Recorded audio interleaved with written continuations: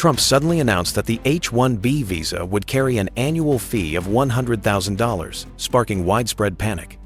Although the White House quickly clarified that the rule would not be applied retroactively and that the fee would be a one-time payment for new applications, the sharp increase could fundamentally change global talent flows and rewrite the rules of the technology industry.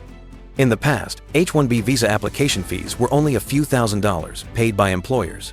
For multinational companies, while this was a cost, it remained acceptable. Now, with the Trump administration imposing an annual fee of $100,000, the cost has multiplied dozens of times over. This is a high-stakes political gamble. Recent U.S. employment data shows that the domestic job market has not improved.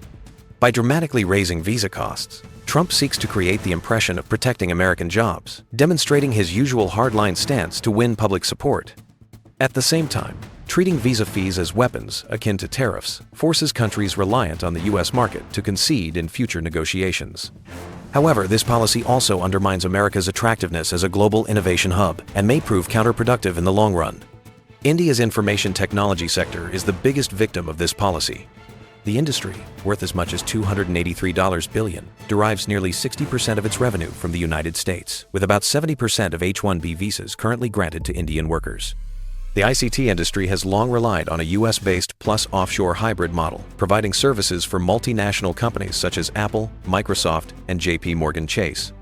The new H-1B fees are forcing Indian companies to accelerate adjustments, sending fewer engineers to the US and relying more on teams in India, Mexico, or the Philippines to deliver projects. For clients, this disrupts workforce structures, complicates contract negotiations, and risks project delays. On the other side, China may emerge as an indirect beneficiary of this storm.